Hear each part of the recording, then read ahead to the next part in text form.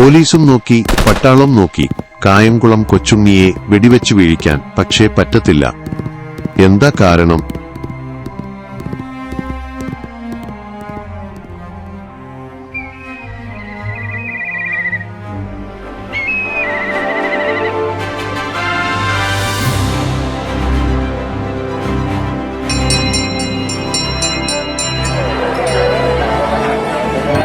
School വിട്ടാൽ വീട്ടിലേക്ക് ഒരു പാച്ചിലാണ്.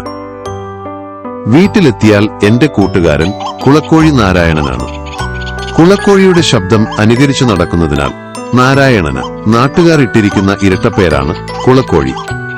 കുളക്കോഴി തന്റെ ജീവിതത്തിൽ ഏറ്റവും കൂടുതൽ ആദരിക്കുകയും ബഹുമാനിക്കുകയും ചെയ്യുന്ന ഒരു വലിയ മനുഷ്യനുണ്ട്. സാക്ഷാൽ കായംകുളം കൊച്ചുണ്ണിയാണ് ആ ദിവ്യപുരുഷൻ. ഒരിക്കൽ കുളക്കോഴി പറഞ്ഞു, എടാ, നിനക്കറിയാവോടാ, കായംകുളം കൊച്ചുണ്ണിയെ ആർക്കും പിടിക്കാൻ പറ്റത്തില്ലടാ, ഒരൊറ്റയാൾക്കും പറ്റത്തില്ല. പോലീസും നോക്കി, പട്ടാളം നോക്കി, കായംകുളം കൊച്ചുണ്ണിയെ വെടിവെച്ച് വീഴിക്കാൻ. പക്ഷേ പറ്റത്തില്ല. എന്താ കാരണം? ആകാംക്ഷയോടെ ഞാൻ ചോദിച്ചു. കാരണം കൊച്ചുണ്ണിക്ക് വെടിയേൽക്കില്ല മോനെ. അതെന്താ കൊച്ചുണ്ണിക്ക് വെടിയേൽക്കാത്തത്? എന്റെ സംശയത്തിന് മറുപടിയായി കുളക്കോഴി തെല്ലഭിമാനത്തോടെ ആർക്കും അറിയാത്ത ആ പരമരഹസ്യം എന്റെ ചെവിയിൽ മന്ത്രിക്കും. നീലക്കൊടുവേലിയോ? എന്റെ ജിജ്ഞാസ വർദ്ധിക്കുകയാണ്. അണ്ടാ, നീലക്കൊടുവേലി കാലിന്റെ തുട കീറി ഉള്ളിൽ വെച്ചിരിക്കുകയാണ് കൊച്ചുണ്ണി. അതുകൊണ്ടാണ് കൊച്ചുണ്ണിക്ക് വെടിയേൽക്കാത്തത്. കുളക്കോഴിയിൽ നിന്നും ആ പരമരഹസ്യം മനസ്സിലാക്കിയ നിമിഷം മുതൽ പിന്നെ അത് മാത്രമായി എന്റെ ചിന്ത. എങ്ങനെയെങ്കിലും നീലക്കൊടുവേലി കരസ്ഥമാക്കണം. അത് കിട്ടിക്കഴിഞ്ഞാൽ കൂട്ടുകാരുടെ ഇടയിൽ ചില നമ്പറുകളൊക്കെ കാണിച്ച് ഞെളിഞ്ഞു നടക്കാം. കണക്കുമാഷ് വലിയ തല്ലുകാരനാണ്, അയാളെ ഒരു പാഠം പഠിപ്പിക്കണം. പക്ഷേ ആ അതെവിടെ കിട്ടും? എവിടെ പോയി കണ്ടുപിടിക്കും? എന്നാൽ ഇത്തരം നിഗൂഢവിദ്യകളിലൊക്കെ അറിവാളിയായ കുളക്കോഴി നീലക്കൊടുവേലി കരസ്ഥമാക്കാനുള്ള രഹസ്യവിദ്യയും എനിക്ക് ഉപദേശിച്ചു തന്നു. എടാ, അതിനൊരു ട്രിക്കുണ്ട്. ആദ്യമായി ഒരു കൃഷ്ണപ്പരുന്തിന്റെ കൂട് കണ്ടുപിടിക്കണം. കൂട്ടിൽ പരുന്തിൻ കുഞ്ഞുണ്ടോ എന്ന് നോക്കണം. ഉണ്ടെങ്കിൽ ആ കുഞ്ഞിന്റെ കാലുകൾ ഒരു കമ്പിനൂലുകൊണ്ട് കൂട്ടിക്കെട്ടിയിടണം. തള്ളപ്പരുന്ത് വരും, കമ്പിനൂല് കൊത്തിപ്പൊട്ടിക്കാൻ പെടാപ്പാടുപെടും.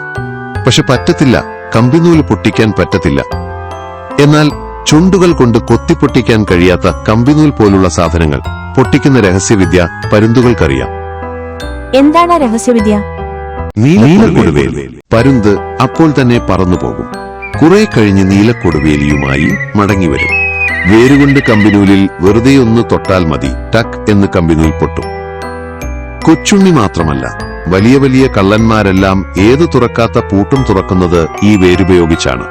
മാത്രവുമല്ല, വലിയ വലിയ പണക്കാരൊക്കെ അവരുടെ പണപ്പെട്ടിക്കുള്ളിൽ നീലക്കൊടുവേലി സൂക്ഷിച്ചിട്ടുണ്ടാവും. എന്തിനാണെന്നോ? പണപ്പെട്ടിയിൽ നിന്നും എത്ര പണമെടുത്താലും വീണ്ടും വീണ്ടും അതിൽ പണം നിറഞ്ഞു വന്നുകൊണ്ടേയിരിക്കും. അങ്ങനെയാണ് ചിലരൊക്കെ വലിയ പണക്കാരാകുന്നത്. ഹോ, എന്റെ ദൈവമേ, എനിക്കും ഒരു നീലക്കൊടുവേലി കിട്ടിയിരുന്നെങ്കിൽ. എനിക്ക് കൊതിമൂത്തു. പക്ഷെ എങ്ങനെയാണ് ഈ വേര് പരുന്തിന്റെ കൂട്ടിൽ നിന്നും കരസ്ഥമാക്കുന്നത്?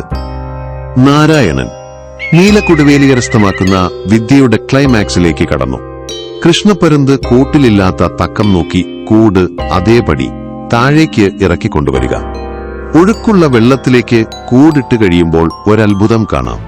കൂട് വെള്ളത്തിലൂടെ താഴോട്ട് ഒഴുകിപ്പോകും.